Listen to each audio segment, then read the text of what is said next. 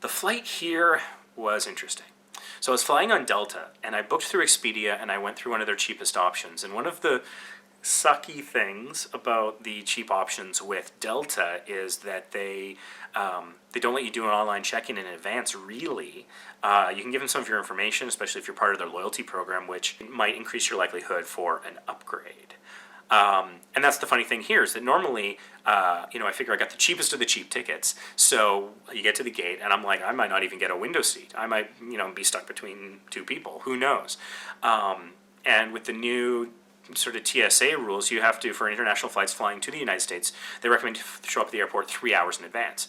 So I did check in person 3 hours in advance. Their automated kiosk couldn't read my passport, so I had to go talk to a human being, but thankfully there wasn't a line. And then I get to the gate, and so I spend like 2 hours at the gate, and then they called for if anyone had carry-on luggage that they wanted to check, because the plane was going to be, it was sold out, it was full, and so the overhead compartments get full very fast, and so they always often ask for volunteers. And whenever I don't have a tight timeline on the far side, if I'm not landing at like 11 p.m., I'm happy to volunteer. And so when I went up to volunteer, I was the only one, I was the first one, and I got a free upgrade. But it wasn't exactly first class. It was something called Delta Comfort or Comfort Plus. He said, okay, your boarding pass will say Sky on it. You'll board right after first class. You'll be called for the Sky group. You're supposed to have like a little bit more room, unlimited snacks, and alcoholic beverages even. So that was kind of interesting. So I was wondering what to expect because, as you recall, previously on the podcast, I had reviewed WestJet's equivalent to first class. And so this, and it wasn't full first class, and I got some hate on Reddit for that, let me tell you. Some people on Reddit were telling me, oh, this is no first class. Let me tell you, compared to the Comfort Plus, WestJet's first class is fine.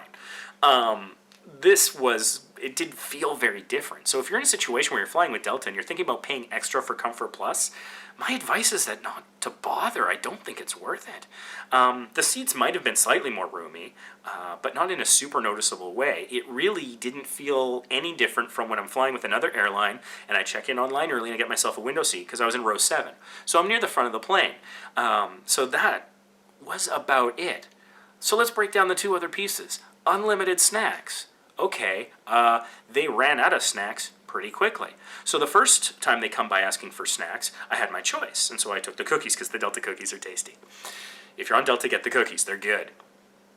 But then they came by the second time and all they had were pretzels. And I think I got like the last pack. And I'm in like row 7. Pretty close to the front. So the unlimited snacks, they ran out. It's not a big benefit. It's not like I could have, and it seemed to be just snacks. It's not like I could have gotten Pringles or, beef jerky or something. Or if I did, they never made that clear at all.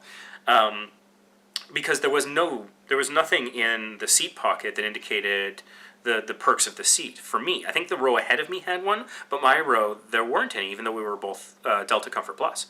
So there's that. Then there's the unlimited alcohol. It's not exactly what you'd think. In first class, you'd be like, hey, I want a rum and Coke, screwdriver, whatever, wine, they'll bring that to you, that's fine. For Comfort Plus, it's not exactly like that. For one thing, you don't get that additional service.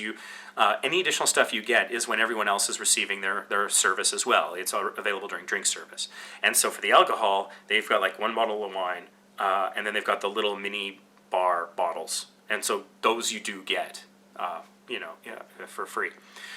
To me, that doesn't seem like a huge benefit. I think that those are like $8 normally. So if you're paying more than like $8 or $16 and you're going to drink more than one or two of those things, the math just doesn't make sense to me.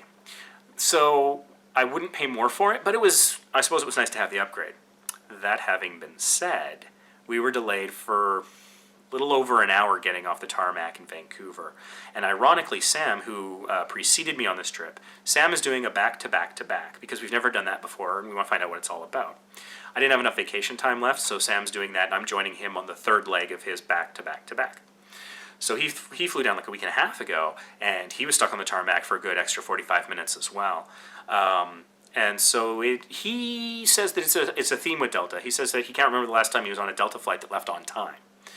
So that hasn't been my personal experience. I don't fly with Delta a lot. Thanks for watching, and please subscribe below.